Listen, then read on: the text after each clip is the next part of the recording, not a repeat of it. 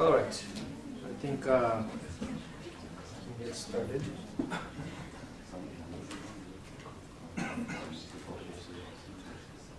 So last time we talked about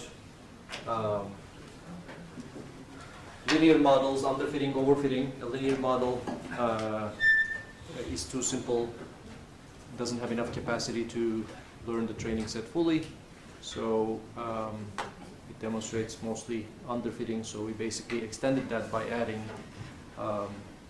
more layers. We argued that adding more linear layers won't help because after all, multiple linear layers concatenated together is still a linear function. But by adding these non-linearities in between, we can actually get a big jump in performance. And then we were faced with overfitting because the training error and loss came down to 0, but the test error was still high. And we tried a couple methods to fight with overfitting, including regularization and dropout. So that was the summary last time. Toward the end, some of my demos didn't work. In particular, dropout did not give the improvement that we expected it to give. So I found what was the problem and fixed it. So I'm going to show you those graphs before we move on. So this was the linear model. So still test is slightly training than slightly higher than training loss, and similarly test error is slightly higher than training error. But the main problem is that training error is too high. So in this particular run, we have, 7.5% test error and 6.5% roughly training error. Now, I didn't do this last time, but let us actually try this multiple linear layers thing and not just take my word for it. So here is how we can actually define a multi-layer linear model. So assuming W has a bunch of weights for multiple linear layers, so W1, B1, W2, B2, etc. I'm going to iterate over it 2 by 2, and then I'm going to apply this affine transformation to X. And then finally, I'm going to return the final X. So this is basically what it looks like to apply more than one linear function to an input, right? So if I do that, and if I train this thing, what ends up happening is I get very close results, not exactly identical, but close results. So, the bottom two curves are the original linear model and the multilinear model. And you can see that they converge to exactly the same loss.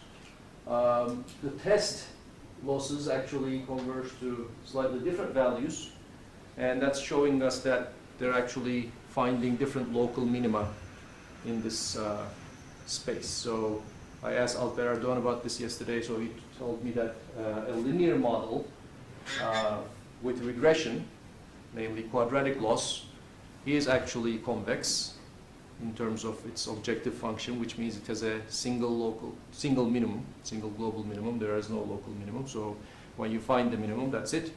But as soon as you put a softmax at the end, then you make the problem non-convex. So there might be more than one local minima. And if you split the linear matrix into 2 different matrices for these 2 different layers, that also makes the problem non-convex from the perspective of each of these matrices, even if we were using quadratic loss.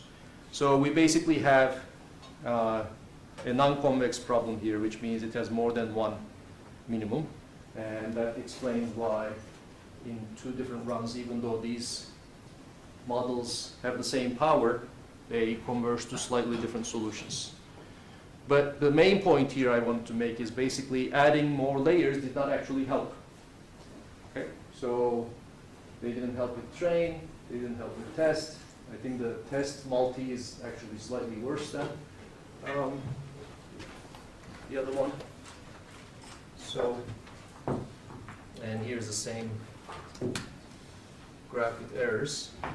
And you can see the same things. We're still about 7%, 8%. Basically, adding multiple linear layers did nothing.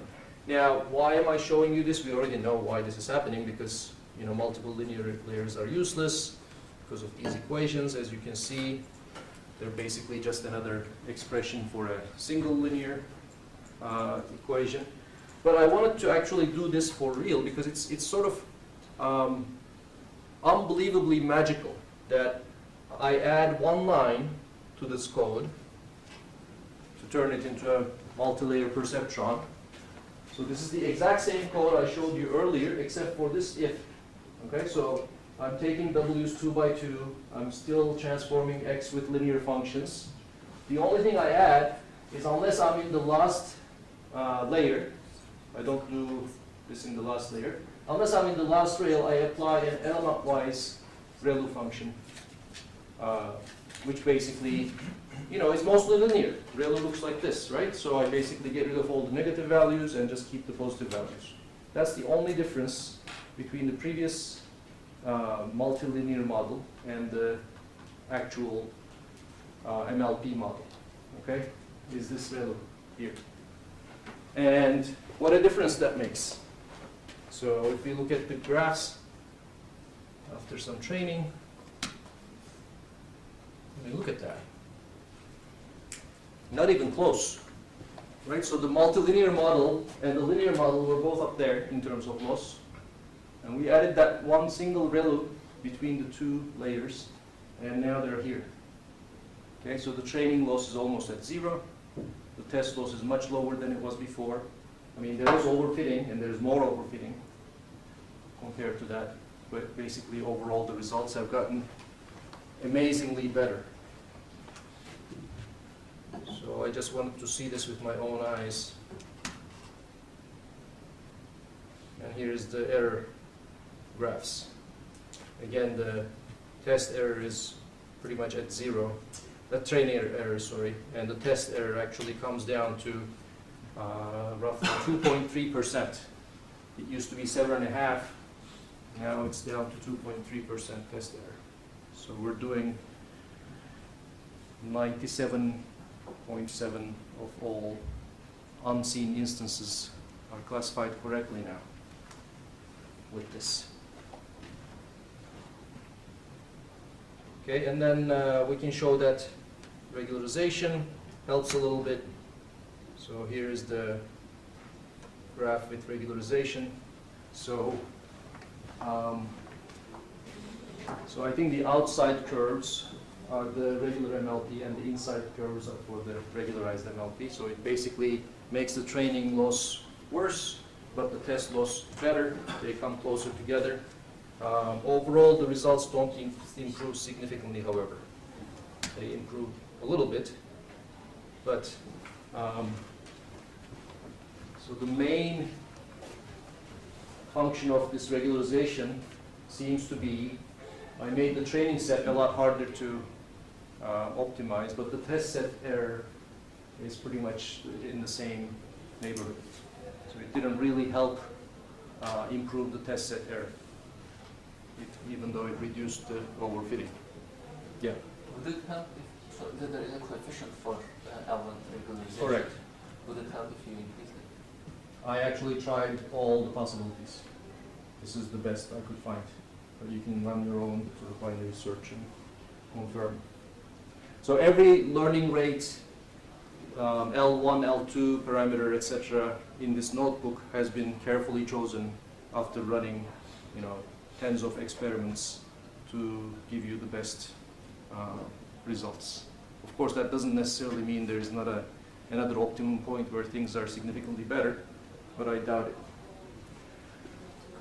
Yeah. So why does regularization makes the training test performance like worse? Because when you're regularizing, you basically add another factor to your objective in terms of, for example, in L1 regularization, you're saying that the sum of the absolute values of all my weights should be small. And now it's actually trying to optimize both of these things, which makes for a more difficult optimization problem. right? So generally, yeah, I guess that's all I'm going to say about that. Yeah. What is special about Relu? Nothing. If I do sigmoid, I'd probably get, almost the same result. You want to try? It's not intuitive, like. Hinton invented Relu, and he said something like, if you take a bunch of sigmoids slightly shifted, if you added a whole bunch of them together, then it actually gives you that curve. So that was his justification.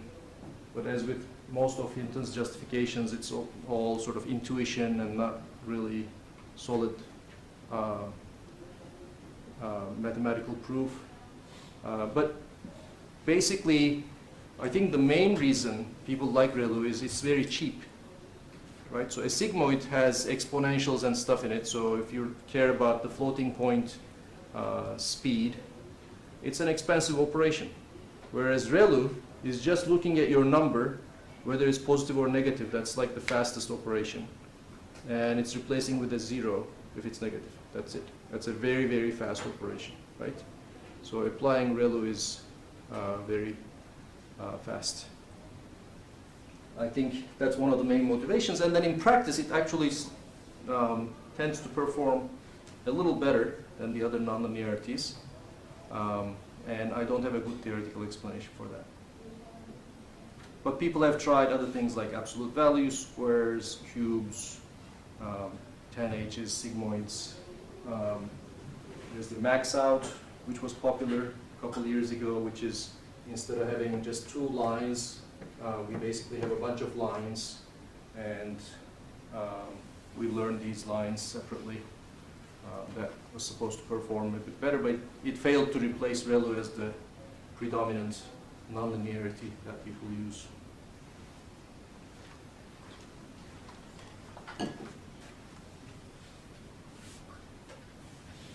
So last time, as I mentioned, we couldn't make dropout work.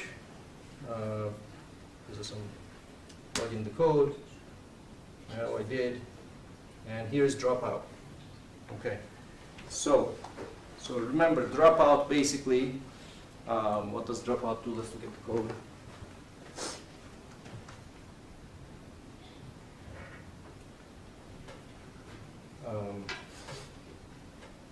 In fact, I can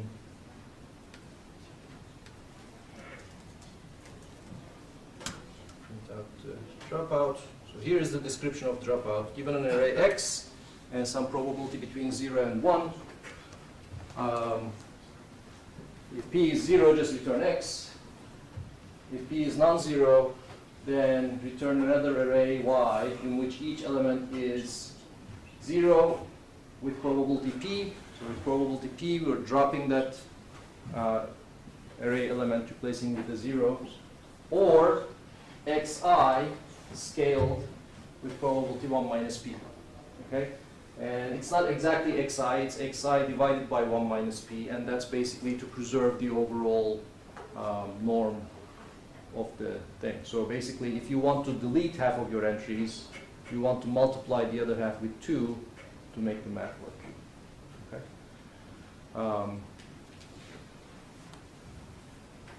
So that's it. And then here's where we do it. This is the only line that we added over here. Basically, before we do all the linear thing and the Relu thing, before we do any of that, we take our input and we drop some of the entries. That's it. Okay? And in this particular implementation, I used 2 dropout probabilities. I thought I would apply one type of probability to the input, the original 28 by 28 image pixel, and then another probability to the hidden layer. And I ran some tests, and I tried to optimize what these probabilities should be. And the optimum values I was able to find was 0.2 for the input and 0 for the hidden layer. That gave the best results. So here, as you can see, for the P, the probability argument of dropout, I'm using either P drop 1 or P drop 2. P drop 1, if it's the input, I equals 1, and P drop 2, if it's one of the hidden layers, if I have a multi-layer neural network. Okay? So that's it. But again, the results are amazingly good compared to, for example, L1 regularization. So the outside smooth curves are for the original MLP without dropout, and the inside squiggly curves are for the model with dropout. And the reason they're squiggly is basically there is a lot of randomness, right? So every time I get a new input, I drop out 20% of the pixels. So it's optimizing a slightly different function every epoch I'm running this. That's the reason for the squiggles. It makes the training loss a little bit higher, but look at the test loss. So the overfitting has been significantly reduced. Whereas in L1 we didn't see this. In L1, the training loss got worse, but the test loss did not get much better. It was almost at the same level. If you look at the errors, we see a similar pattern.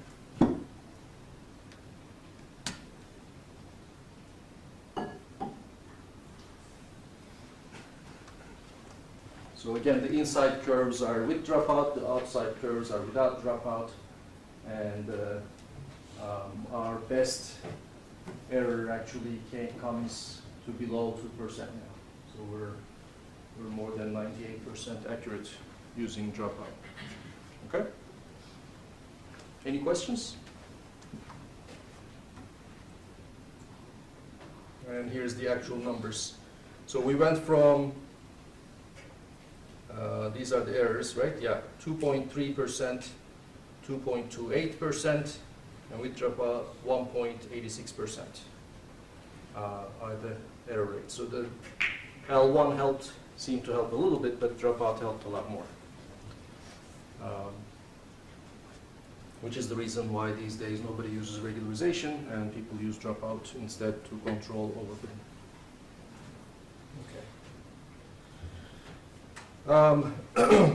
Before I move on to the topic of this lecture, I just want to show you one more experiment where, where did I find this number 64 for the number of hidden units? I pulled it out of my hat. Okay, so there is no significance. So you should actually try with different hidden sizes. That's one of the hyperparameters you should optimize for your model. And here I'm basically trying with 256. Remember, W unit basically takes the size of the hidden layers as its argument. So if I give 256 as the single argument, it basically creates a single hidden layer with 256 size. And learning rate, I use the same learning rate. Dropout, I use the same dropout. And if I actually train this thing, I get better results. Let's see. Oops.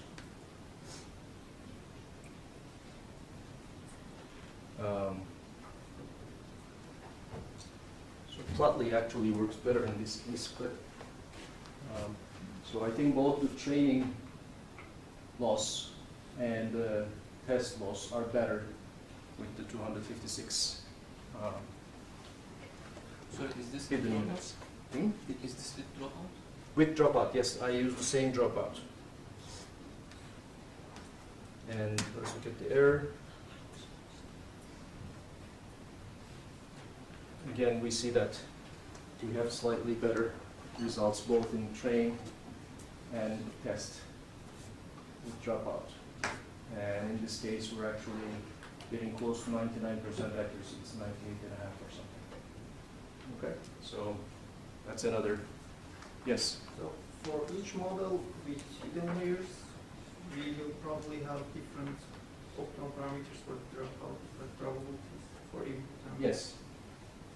So hyperparameter optimization in these deep models is a pain. So every time you change something, other hyperparameters might have different optimal values. And doing a grid search and trying all the possible combinations is usually too expensive, especially if your model takes a day to train. So usually what I do is I change each one slightly to make sure I'm at least at a local optimum. Okay, so take each of your parameters one by one, try twice the value or half the value, and make sure you're in the middle as the best value for that other setting. Now that does not guarantee that there isn't another optimal point way out there somewhere else that you have never tried, but it's just the best we can do with the available hardware. Any other questions? Last lecture, you mentioned the alternative to dropout, something equivalent in problems. Well, regularization we mentioned, L1 and L2. And I also mentioned that at the end of the paper they say instead of, well, dropping out looks like you're multiplying this thing with a binary matrix, right? So element-wise multiplication with a binary matrix, which you pulled out of a binomial distribution or something. So instead of doing that, could we actually have a non-binary matrix, maybe drawn from a Gaussian distribution, and just multiply that as noise?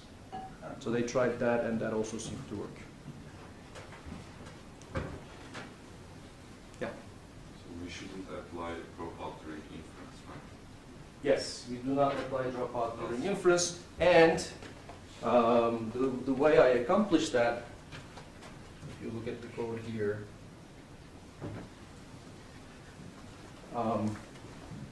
see, during training, I actually pass a p-drop argument, 0.2 and 0. So that goes into, so train, if you remember, passes all of its keyword arguments to the loss, soft grad passes them to soft loss passes them to predict. So eventually it goes into MLP with dropout, and p-drop basically causes the dropout to occur. When I'm calculating average loss or 0, 1, I don't pass the p-drop, and the default p-drop in the prediction function is 0. So if you don't pass something, then it doesn't do it, and that's how I'm able to distinguish the two cases from each other. Any other questions? Yeah. I guess we don't apply dropout to hidden layers. In this case, it didn't work. I mean, normally you do. We can apply. Yeah, normally you do. And I tried everything from 0.2 to 0.8 in all different combinations. It just didn't like, in this particular case, dropout being applied to the hidden layer for some reason. This one generalized a lot better. And actually, this 0.2 dropout is even, I mean, it's not a lot. Standard dropout is 0.5. That's the first thing that you usually try. So this is just dropping 20% of the pixels. And given that most of the pixels are already 0, right? So if you have a drawing, all the background pixels are 0 already. So dropping out 20% actually doesn't change much. It just erases some of the, 1/5 of the pixels in your digit. And yet, it seems to help generalization.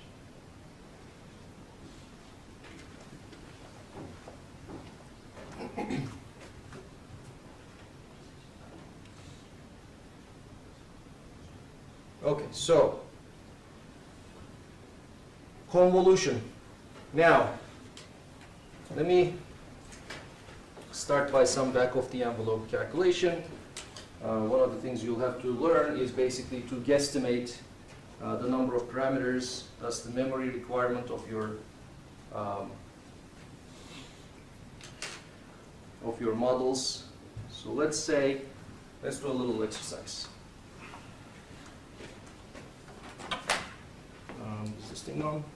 Maybe I can make it on.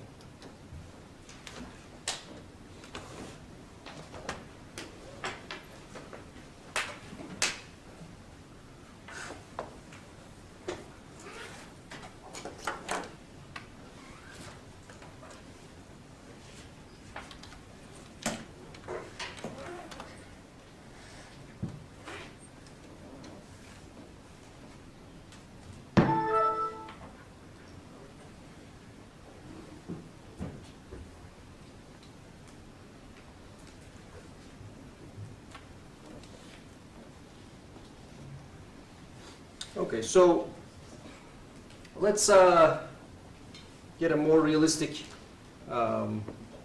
think about a more realistic example than MNIST.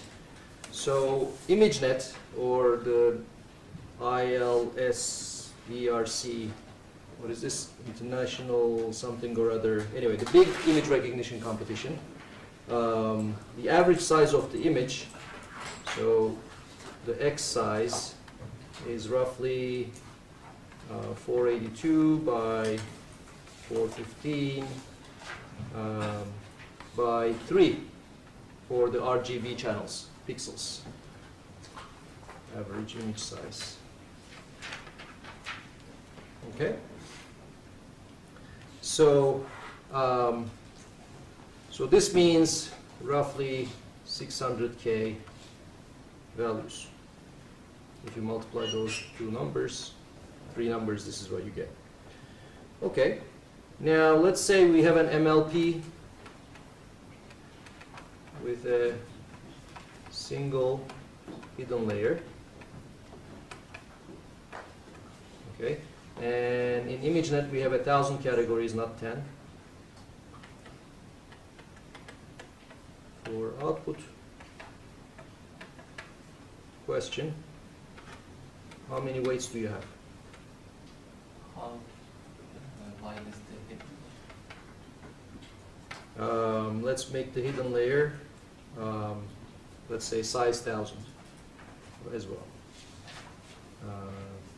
Assume hidden is also 1,000.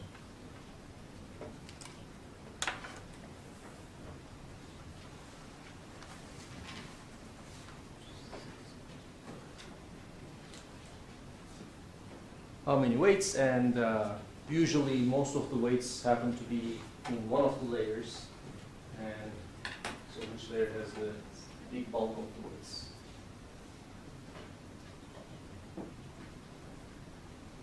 Yeah? So first of all, biases don't really matter. The bulk of the weights is in the weight matrices, right? So the weight matrix for the first layer is going to be 600,000 inputs, 1,000 outputs, so that's 600 million numbers. And for the second layer, it's going to be 1,000 inputs and 1,000 outputs, so that's just a million. So the second layer is negligible. Forget about the second layer. So all of the weights are coming in the first layer, this weight matrix, and that's 600 million numbers. Okay? All right. So now, a lot of weights are bad for various reasons. One is obviously runtime. Okay, the larger your model, the longer it's going to take to train or test.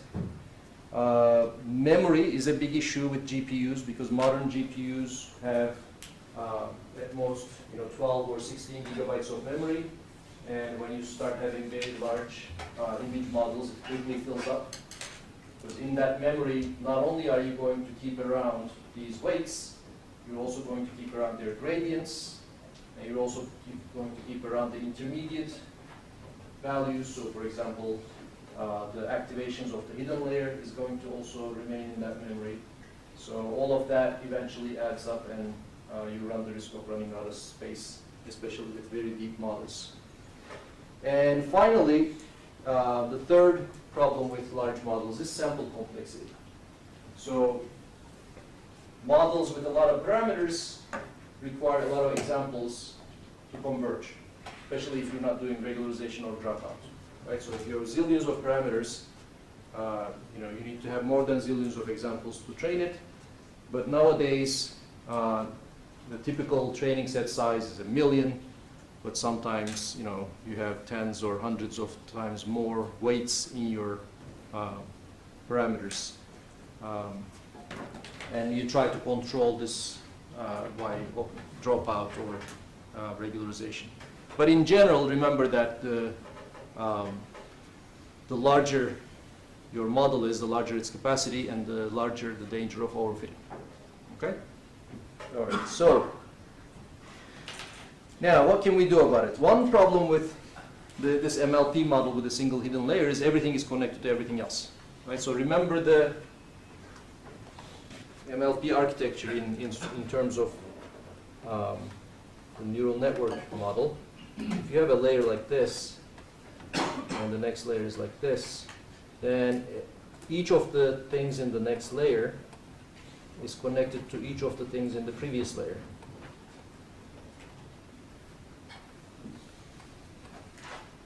So this, let's call this the dense connection property.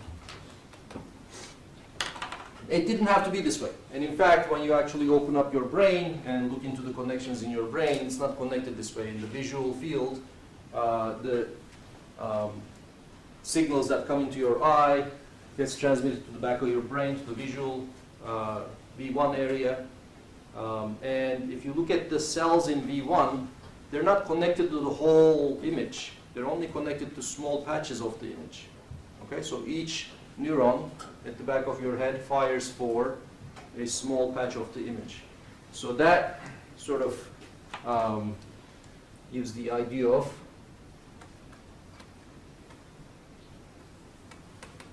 sparse connections. So that's one of the ideas that make convolutional nets different from fully connected nets.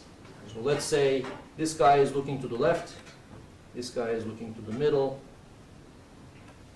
and this guy is looking to the right only. Okay, instead of everybody in the hidden layer looking at every input pixel, they share different patches of the input among themselves. Not everybody looks at everything. Okay, so this idea is the sparse connection idea.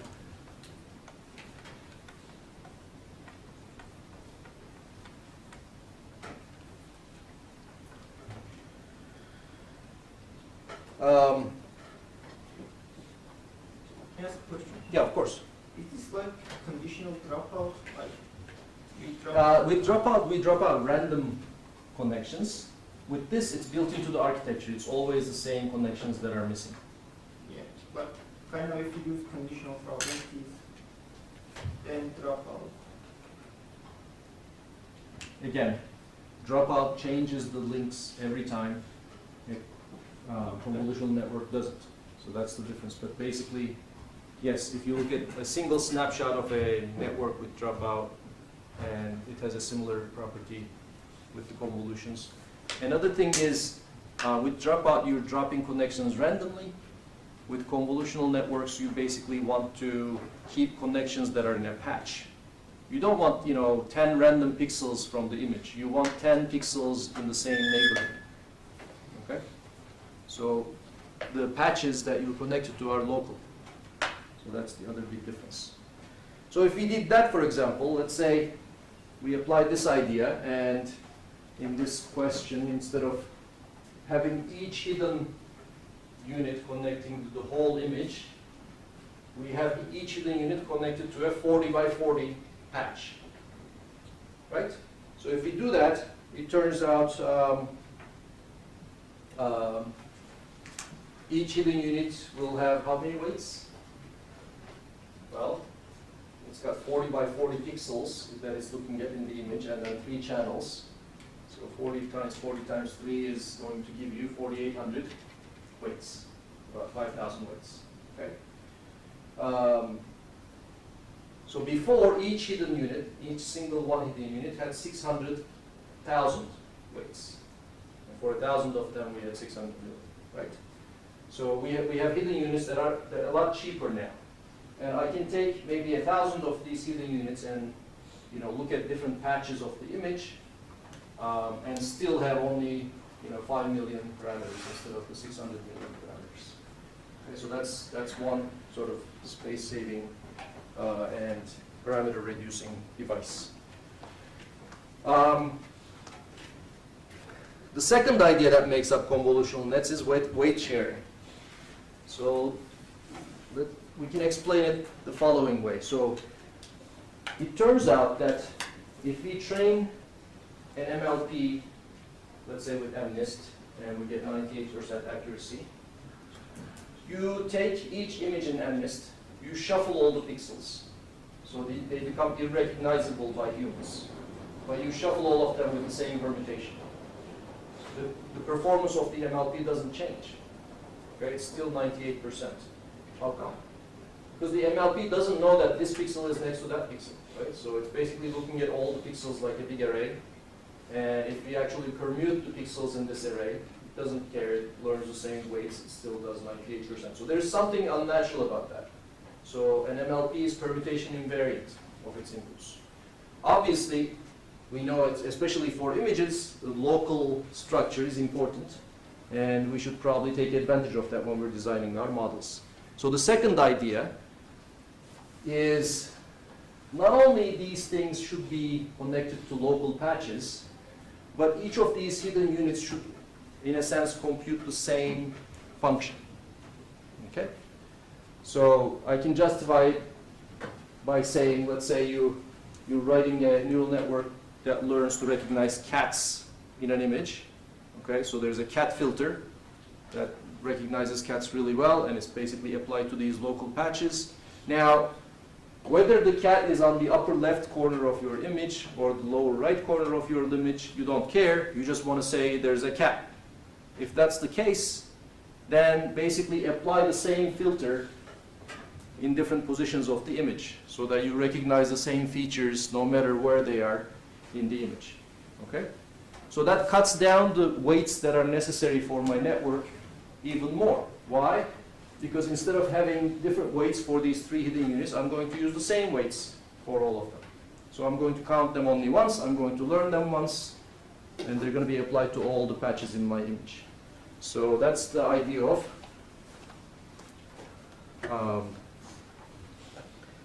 so this is the first big idea, sparse connectivity to weight sharing.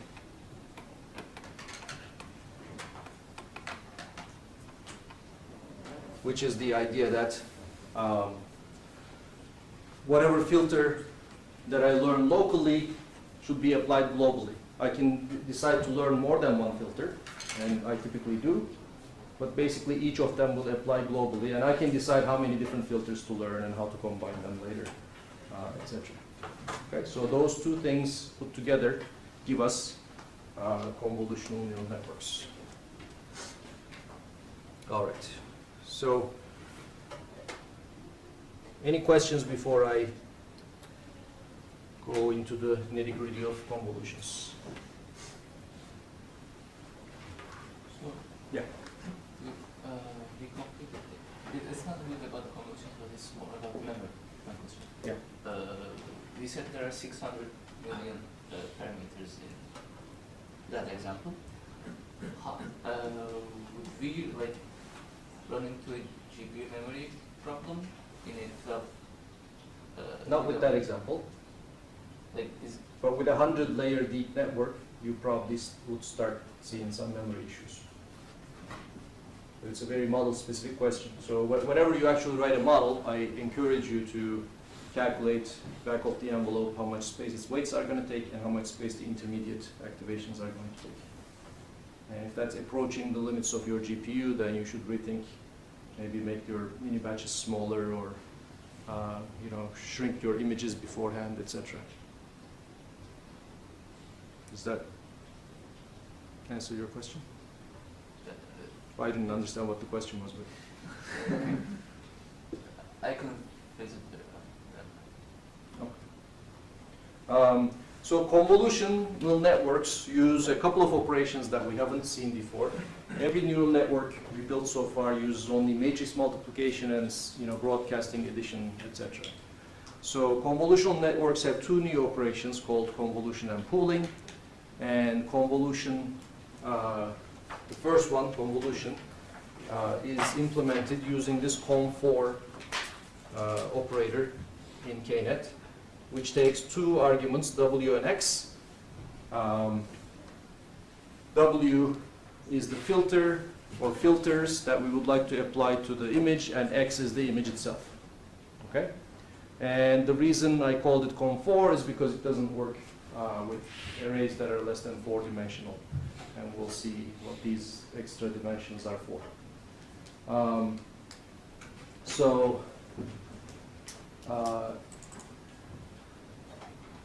The keyword, let's look at the keyword arguments for a second. So convolution operation has a bunch of optional keywords. We'll go over them one by one. So padding assumes that there is a frame of zeros around the original image. Stride basically tells us how much to shift each filter activation. Forget about upscale, mode. We'll come to that later. Alpha handle. Okay, yeah, padding and stride are the important ones. Okay, so now let's actually look at what convolution is. So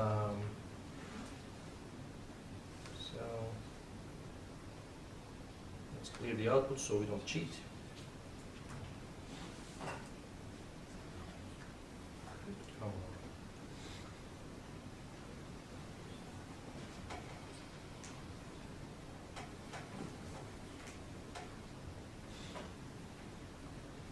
Okay, so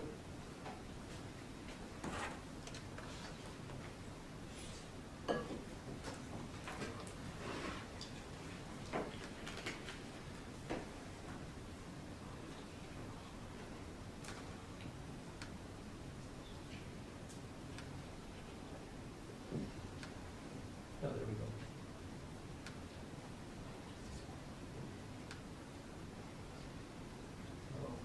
This one's-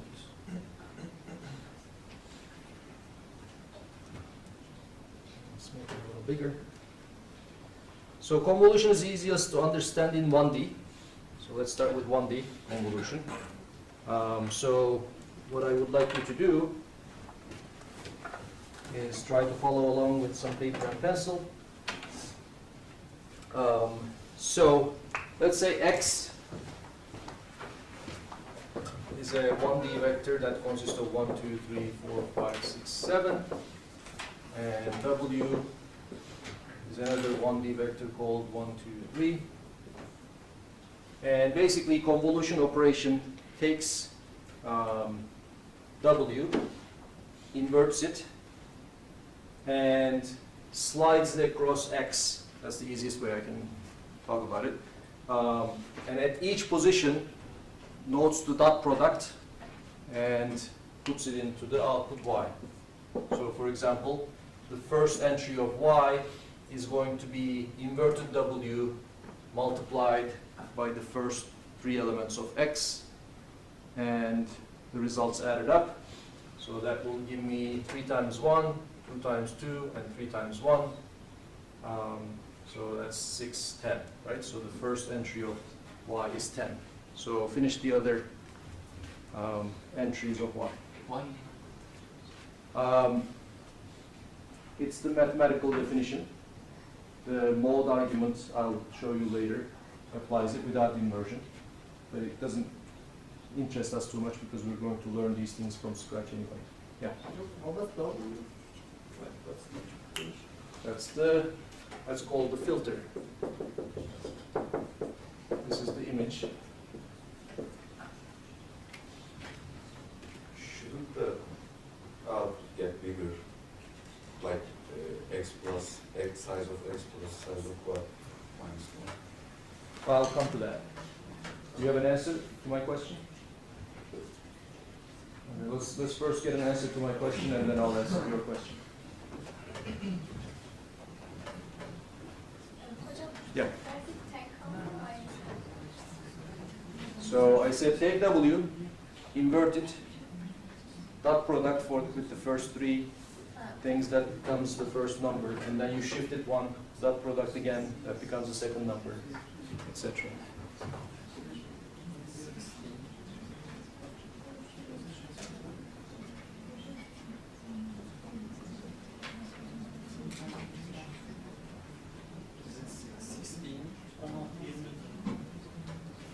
Okay, so let's see.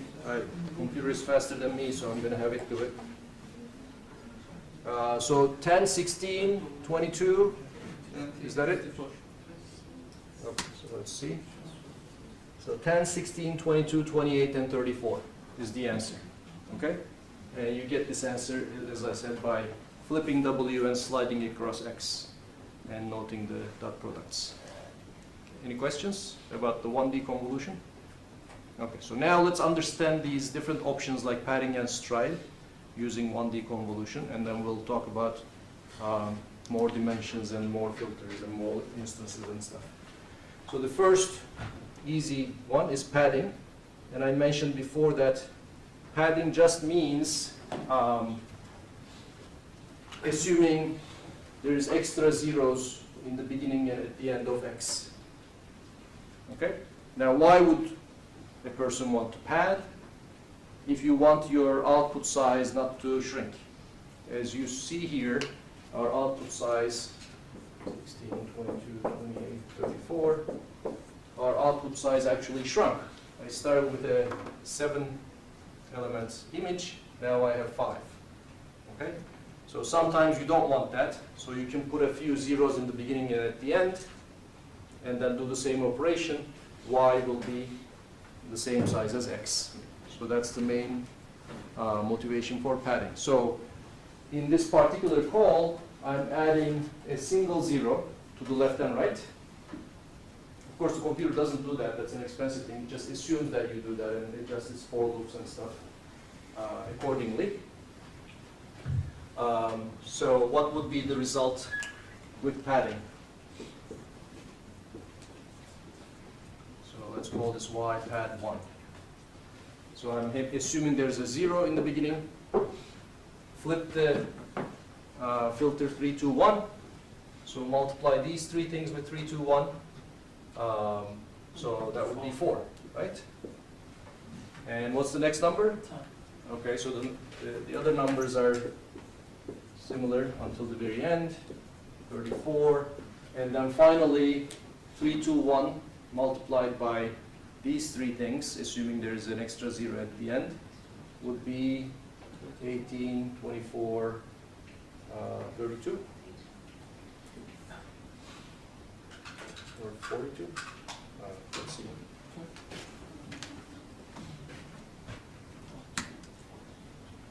Yeah, 32 is correct. Okay, so we have a 4 in the beginning, 32 at the end, but the more important message is basically y has the same size as x. So if you were to try to apply more than one level of convolution and you didn't want your image to keep shrinking, you would add some padding. So let's talk about the size of y. I can say the size of y in the original operation was basically x, size of x minus size of w plus 1, right? So 7 minus 3 plus 1 would be the size. With padding, what's the effective size of y?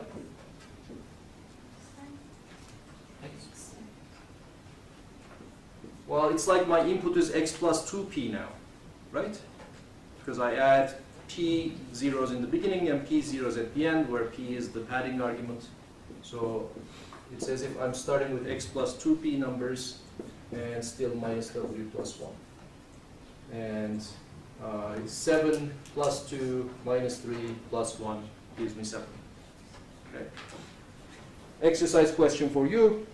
Let's say I have not a filter of size 3, but filter of size w for an arbitrary w.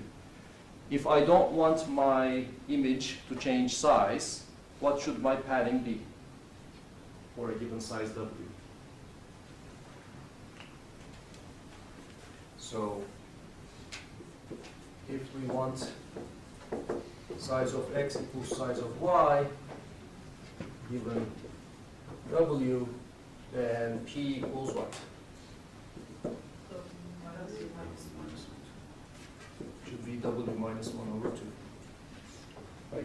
Okay, so if you use that padding, so for example, if w was a 5, size 5 filter, then we would use a padding of 2, add 2 zeros at the end, and it would actually preserve the size of the input. Any questions so far? Okay. The second argument, the second option for convolution is called stride. And stride is basically as the name suggests, how much do I jump between each application of the filter? Okay, so if you you can see each application of the filter as one hidden unit looking at a patch of the image, right? And until now, I assumed that these hidden units were basically densely packed. So if the first hidden unit is looking at 1, 2, 3, the second hidden unit is looking at 2, 3, 4, they're all shifted by 1. Stride basically gives you the ability to shift more. Okay? So let's say the Y, let's take pad 1 again, but this time also take stride equals 3. Stride equals 3 is special because now it's actually the same size as W, so that means none of the hidden units are going to see the same pixels, they're all going to be 3 apart from each other. So the first application is going to give me still 4. If I flip 3, 2, 1 and multiply with these things, I'm going to get 4. But then the next application is going to shift 3 to this side and multiply 3, 2, 1 with these guys, right? So that's 9 plus 8 plus 5, 17, 22. And then finish that. 5. I'm going to jump here, and that's going to be 32. And that's it. So this time my input really shrunk. So exercise, what is the general size of Y for a given padding, stride, and W? So try to write down the size of Y given, of course, the size of X, the size of the padding, the size of W, and also let's use capital S for stride.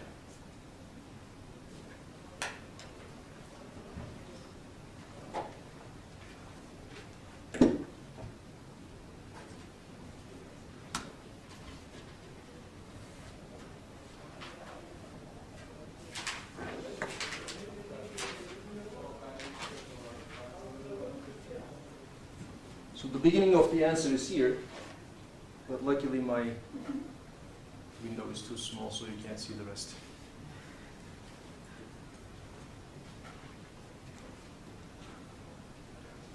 Okay, I won't torture you too much, so it's basically 1 plus floor of something. And this floor has stride at the bottom, and I think X plus 2P minus W. So that's the general formula for an arbitrary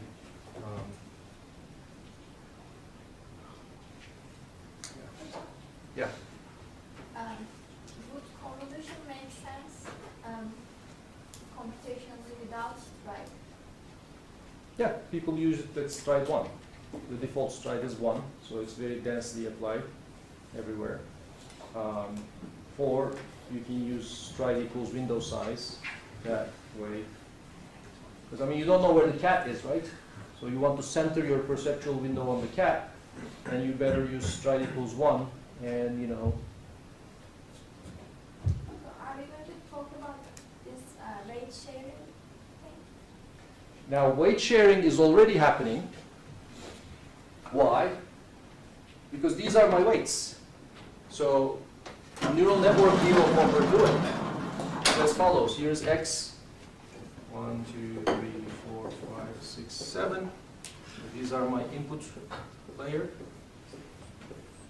And so let's do the last example. So I have a 0 here and a 0 here. And let's say I have a stride of 3. So I have actually 3 output things. Hidden layer, I don't know what. So this guy is connected to these. This guy is connected to these.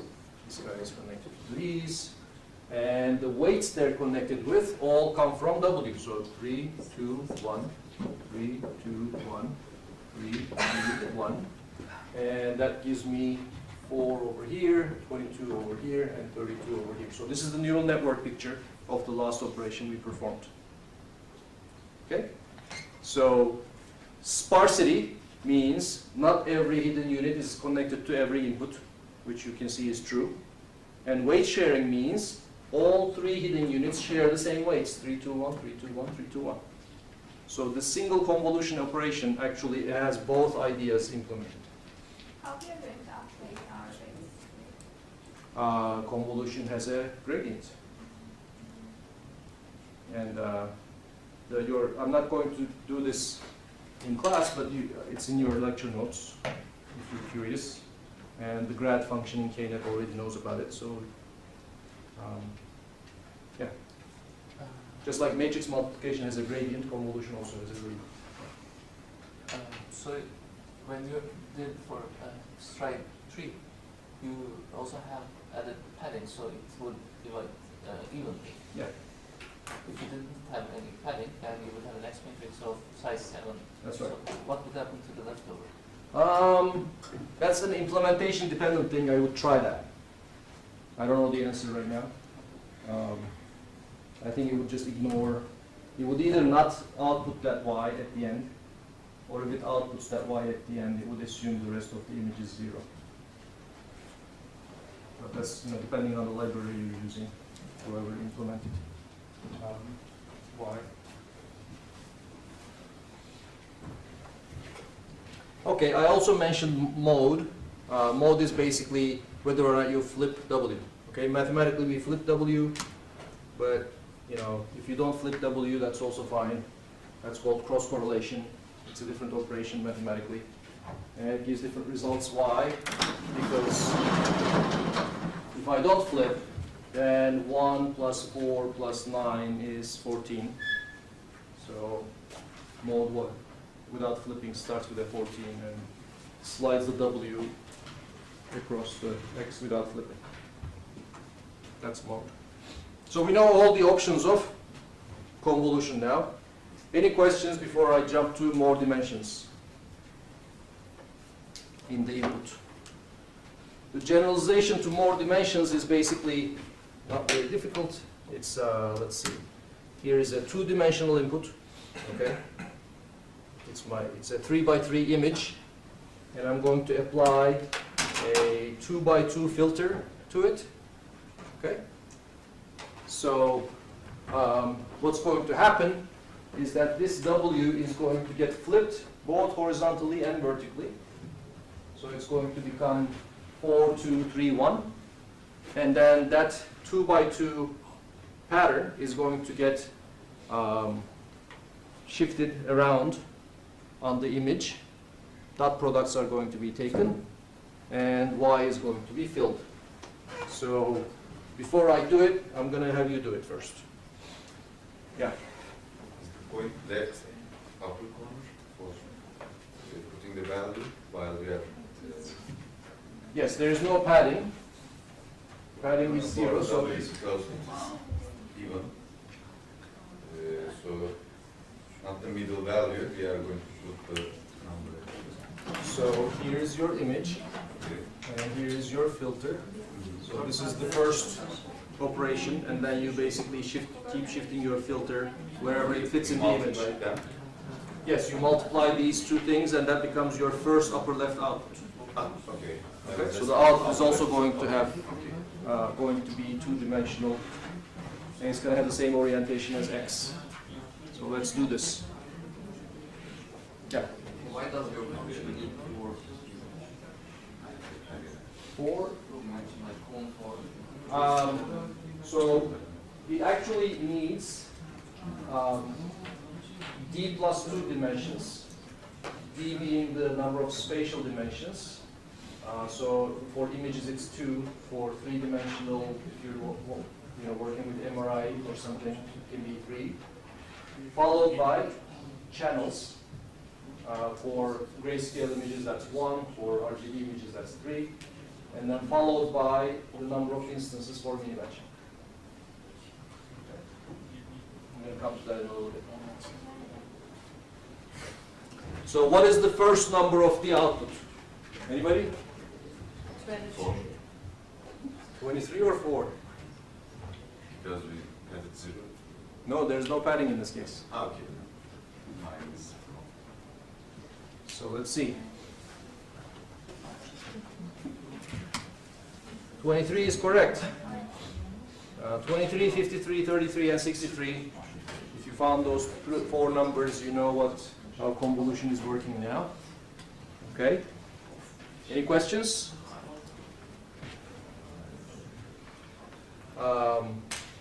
Now we come to your friend's question. What are these extra dimensions for? So far, we kept leaving the last couple dimensions as 1.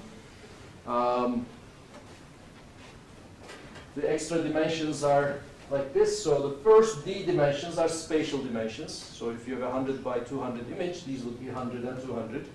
Okay? The next dimension is the number of channels in X.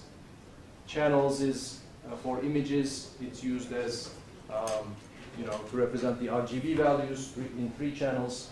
It may have other purposes. In intermediate layers, each channel is going to represent the output of a different filter, for example. So number of channels and number of filters is sort of represented in the same dimension. And the final dimension is for the mini batch size. So if you actually put 100 images together in a mini batch, the last dimension of X would be 100. Okay? So let's do an example of that. So I'm going to create an X with 2 channels this time. So here's the 2 channels of X. It's a 3 by 3 image. Here is the first channel for red. Here's the second channel for blue. It doesn't have any green. Okay? So that's what the 2-channel image looks like. Now, when I'm coming up with a W filter for this,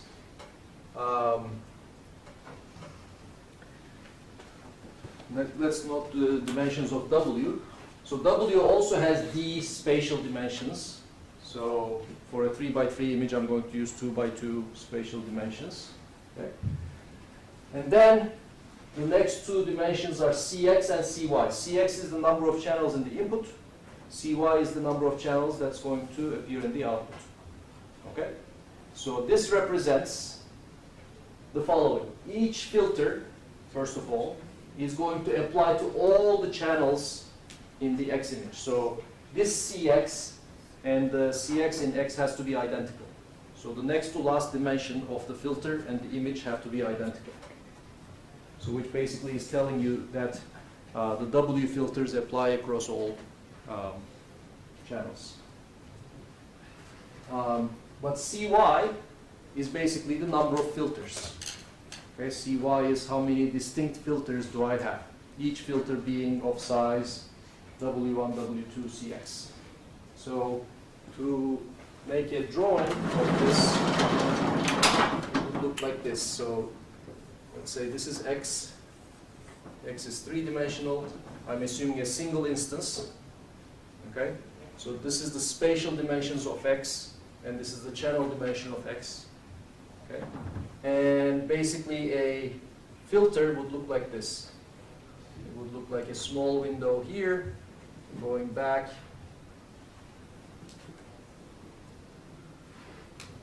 And this would be the same size as this of X. So this little cube would be multiplied with all the numbers in the corresponding cube in X and be shifted spatially all across this image. And that would give you that would give you one number or one layer of the output. And if I want multiple layers of the output, then I use the 4th dimension of W for that, or the last dimension of W for that. So in this example, I'm going to have 2 by 2 filters. Remember, my input image was 3 by 3 by 2 channels. I'm going to apply 2 by 2 filters to this. That's actually slightly wrong to say. I'm going to apply 2 by 2 by 2 filters. Okay, so my images with the channels are 3-dimensional now. So my filters also have to be 3-dimensional. The first 2 dimensions, the spatial dimensions, can be smaller than X, which they typically are. But the 3rd dimension, the depth dimension, the channel dimension, has to be identical to X. Okay? And I want 3 of these. So I have 3 different filters, which will get represented with 3 different channels of my output. So my output is going to be some y dimensions for space, cy, which is going to be 3, and n, which comes from however many instances I have in X. Yes? No, Maybe. so each hidden layer is like a feature detector or something, right? Each hidden, yes, Each hidden node. yes. So we do not. So when you're saying that the last dimension of W has to be equal to Cy, you're saying we have a feature like we have a cat detector, we have a car detector. Correct. But it's not necessarily that. It shouldn't be necessarily like that, right? We can have a tail detector, and in a Yes, deeper we layer- don't control, well, Hmm. we're not hand designing these things, remember. We're just initializing them randomly and we're giving the computer a task and it's learning whatever filters it needs to learn. So, paraphrasing my question, it's not necessarily equal to Cy, right? The last dimension, it can be larger than Cy. No, Y is the output of this operation. It will have CY channels. So it has to equal CY because we're generating Y. So each channel of Y actually is the output of another filter in W. However many filters are in W, I call CY, is going to constitute the channels of Y. So that's why the channel versus filter being represented in the same dimension can be a little confusing. In X, channels refer to red, green, and blue. In Y, channels refer to cat filter, dog filter, tail filter, car filter. Okay? So, and the number of channels in Y is controlled by the last dimension of W. Yes? Can we revert the effect of convolution if you know the feature? Convolution is not an information preserving transformations necessarily. So for example, if you're doing stride more than one, you're basically summarizing a 3x3 portion of the image as a single value for each filter. So there's no way to go back to that, but there are the convolution operations that basically, try to reconstruct the image, some of which are implemented in KNet. But I guess in KNet they are like strided convolution, not. Yeah, but that's the best you can do, is the point. There is no way, since you're losing information when you add together a bunch of numbers, there is no way to reconstruct the original image, but you can try to get an approximately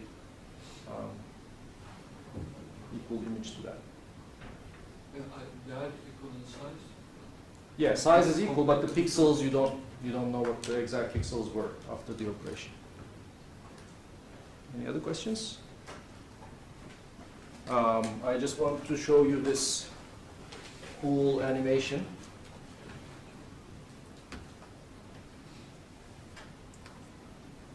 From Karpathy's class that shows you convolution in action. Okay, so let me try to explain what's going on in this complicated looking picture. So X is this image. It has 3 channels, so that's why there's 3 squares of X. I'm using padding 1, so there's a 1 layer of zeros around all the entries of each channel of X. So that comes from padding, okay? And I have 2 convolutional layers. Here's the first layer. So the first layer is a 3x3x3 filter, W0. Okay? So here are the numbers of that 3x3x3 filter. Now what does 3x3x3 mean? The first 3x3 is the spatial dimensions, and the next 3 is the number of input channels. Okay? So when I actually apply the 3x3x3 filter, which means the last dimension is 1, so the output size is 1. Correct? Correct? Yes.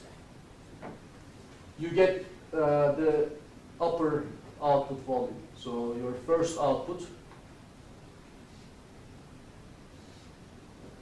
Okay, I take half of what I said back. There is actually not 2 layers. There is a single convolution layer with 2 filters. Sorry about that. So here's the first filter, here's the second filter. Okay, so officially W in our notation would be 3 by 3 by 3 by 2. So these are all the values in W. Okay, so there's going to be 2 output channels, 3 input channels, 2 output channels. The filter sizes are going to be 3 by 3. And this animation is showing you basically which squares get multiplied with which squares, which basically get added up to which locations in the output. Okay? So that's all I want to say about convolution. I can take questions. So about what you took back actually. So do we apply convolutional layers to the first layer? Yeah, I mean like 2 layers of convolution. Yes, we do. We frequently do that. Yeah, what does that mean? Like, So that actually means that you're basically applying some feature detectors to some image, and then you're applying further feature detectors to those feature detectors. So what would you do that for? For example, your friend's example, if you want to, recognize animals, your first level of feature detectors can have things like recognize tails and ears and, feet and stuff. And then the second layer would put those together and recognize patterns in terms of those and classify them into categories and stuff. Right? So you may have to have more than one layer to construct an abstract concept from these low-level visual primitives. Next class asked me I can show you a visualization of the filters that were learned by an ImageNet model. And you can see that the initial filters are geared to detecting simple things like edges and corners. And the deeper you go into the network, you get more and more abstract filters that eventually correspond to cars and trucks and stuff. Okay. See you next time.